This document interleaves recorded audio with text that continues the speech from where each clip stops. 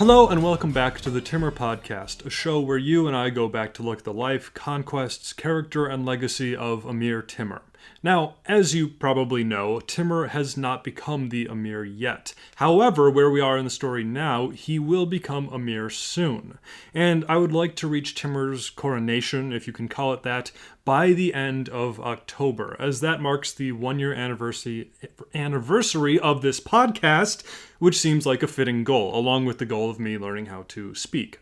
But we'll see if this actually happens. As for Timur, though, as we've seen, standing between him and the throne, between him and his empire, between him and the future of Timur as we know him, there's a man standing in his way. His former brother, ally, and friend, Amir Husayn.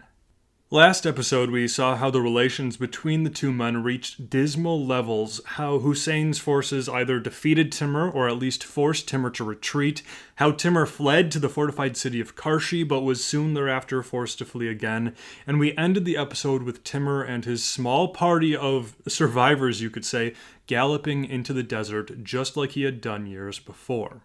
At this point, the year is about 1366, and if we accept the theory that Timur was born in 1336, that would mean he's about 30 years old.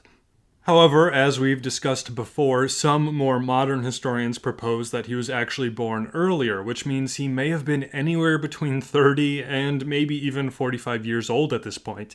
And if you're a bit confused about the dates of events of Timur's early life, that makes two of us. And to help us out, I will be releasing a short review episode along with the episode that covers when Timur becomes Amir, which happens in the year 1370. So we're getting pretty close to that, and I'll release it along with a few other helpful episodes.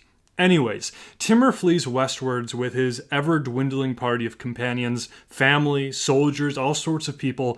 Thankfully for him, though, as we saw, this was not the first time he had done this. A few years earlier, he and Husayn had fled from the Mughals across these very same dunes and valleys, and during those years, as refugees and then part-time mercenaries, Timur had cultivated friendships and even alliances with certain local rulers around the region of Khorasan. And now it was to these friends and allies that Timur fled to, asking for help and safety.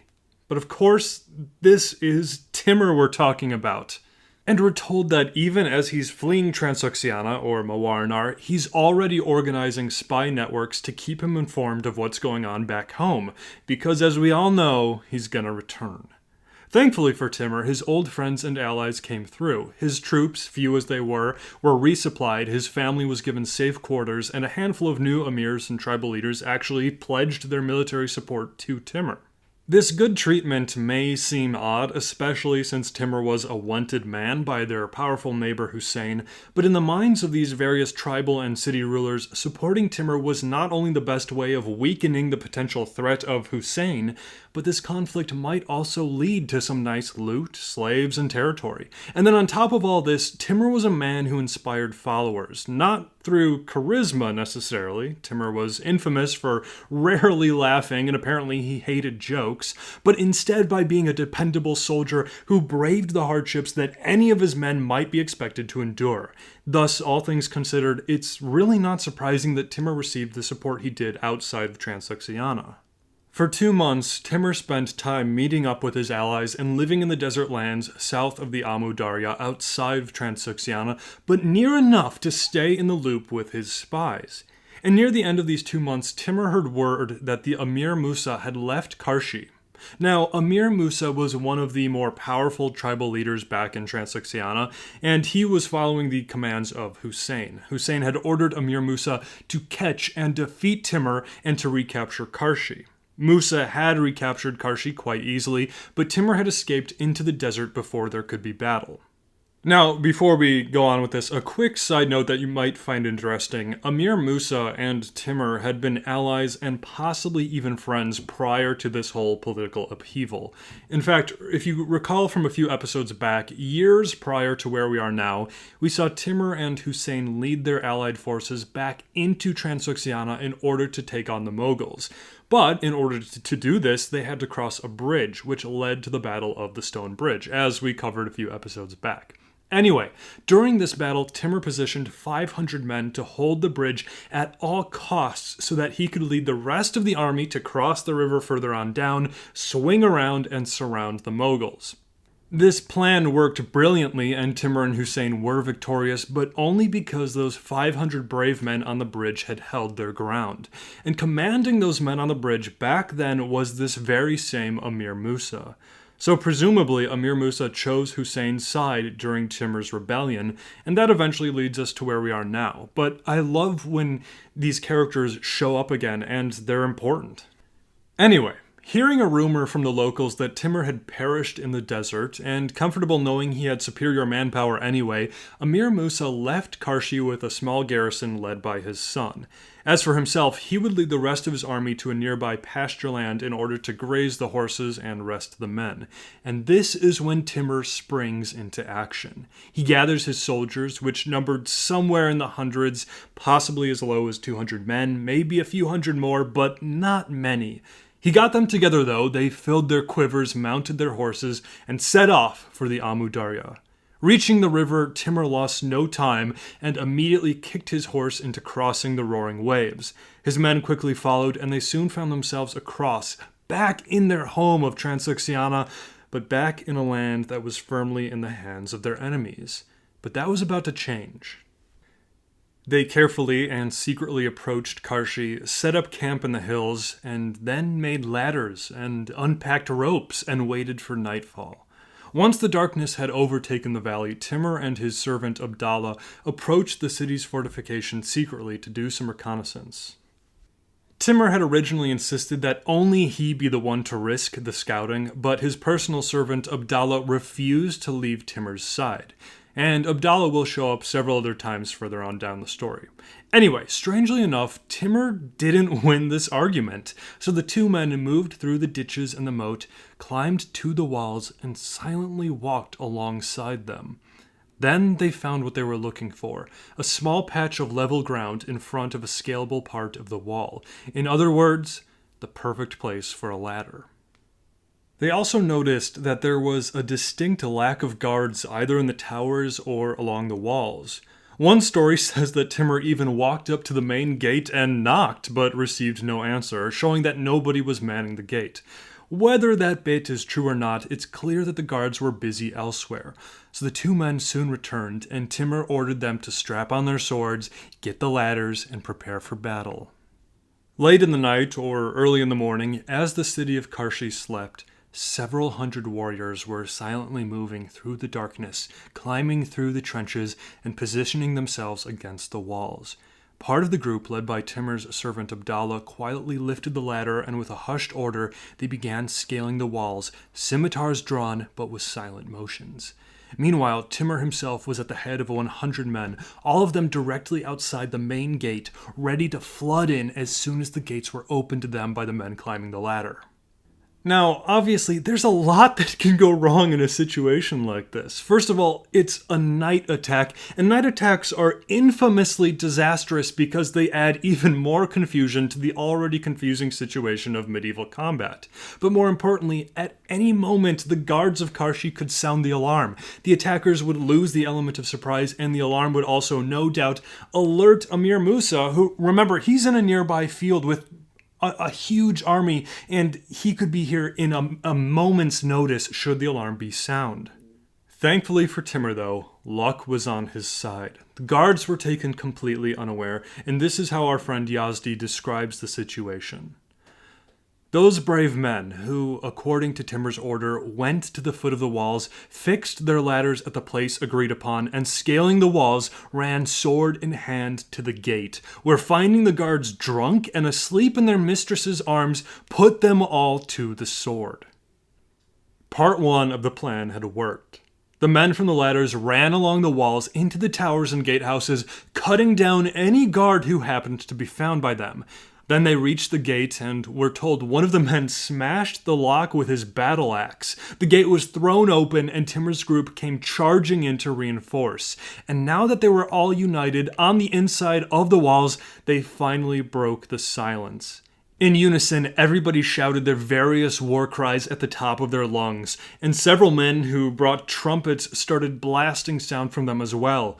Yazdi tells us that the entire population, both soldiers and citizens, were awakened suddenly and were terrified. They knew not whether there was an earthquake or if this was the day of judgment itself.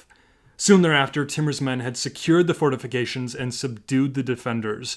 Only Amir Musa's son, who had been left in charge by his father, offered any real resistance. He barricaded his quarters and loosed arrows at anybody who approached. Once Timur's men set the building on fire, though, the man came out and surrendered. Timur was impressed by the young man's spirit and bravery, however. He praised, rewarded, and most importantly, spared the young man. The reconquest of Karshi had been a great and stunning success. Timur's men now held the fort, but the battle was far from over, and Timur knew this as much as anybody. As soon as the battle was over, thus, his men were already hurriedly repairing the ramparts, reinforcing the gate, taking inventory of the supplies and weapons, and maybe getting a quick rest too. But in the nearby pasture land, Amir Musa heard that not only was Timur alive, and not only had he attacked Karshi, but that he had taken it. And as Timur's memoirs nicely put it, Musa seized the sword of revenge in his teeth. Filled with this rage, Musa immediately gathered his forces, raced back, surrounded the fortress of Karshi, and began the siege. We're told that Musa's men numbered at about 12,000, while Timur only at about 200 to 300. Those numbers, like most medieval estimates, are almost certainly exaggerations. However, it's pretty safe to say that Timur probably was indeed outnumbered to some degree. After all, he had relied on a surprise attack at night rather than meet Musa in the field. And because of this lack of manpower, the situation did not look great for Timur at all. The walls were too long for his men to defend all at once, thus they had to be constantly on the move, running from one part to the next in order to meet any attempt of an attack.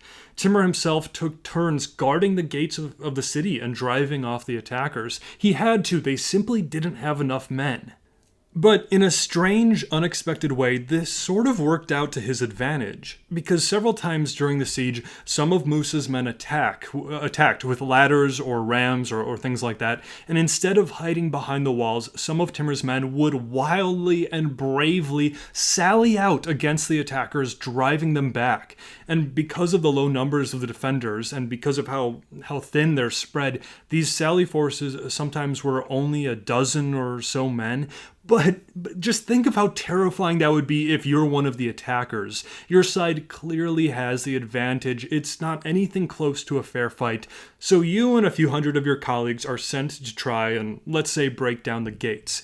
You expect the few defenders there to either hide behind their walls or maybe even just surrender outright.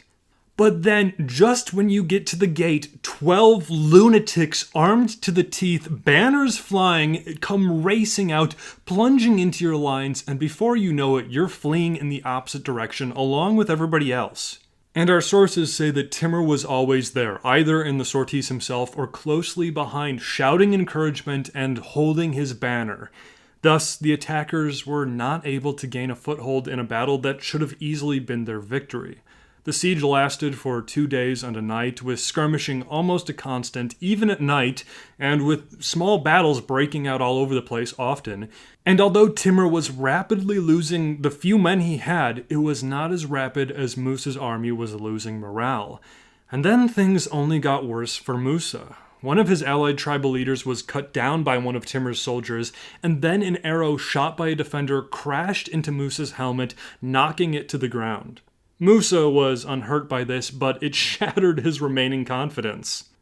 Thus, Musa ordered his soldiers to break off the siege and retreat. And just as he was doing this, Timur's soldiers came riding out of the fortress again, arrows flying from the horsemen and lancers quickly riding down the fleeing troops. Retreat soon dissolved into rout. Musa's army disintegrated into men fleeing in all directions as Timur's exhausted but ecstatic men followed, cutting down anybody unlucky enough to fall behind.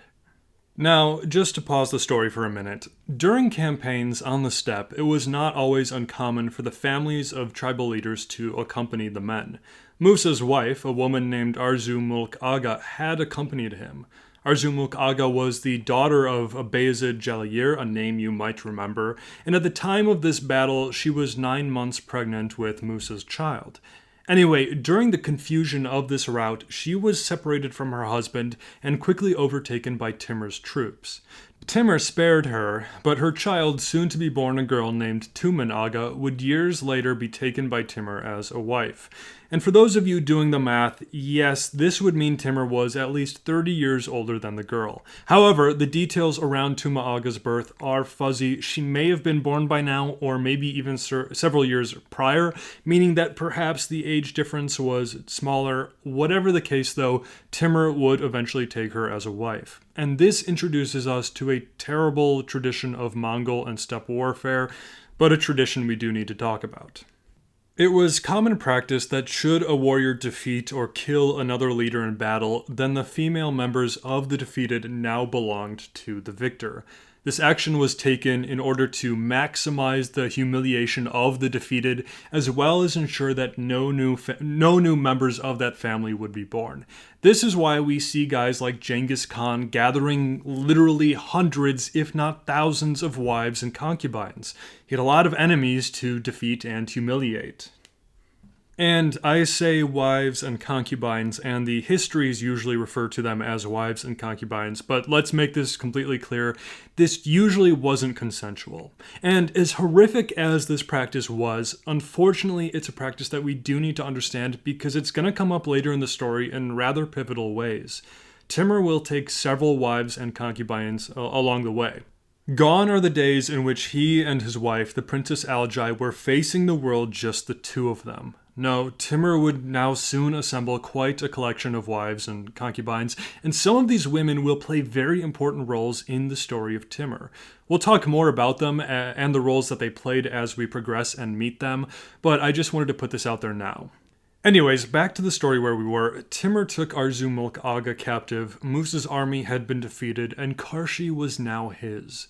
Yazdi nicely sums this up with, "Thus Timur, through the assistance of heaven, took a city and a fortress in 2 days and 2 nights only. He made slaves of his enemies, pillaged their goods, and entirely defeated them."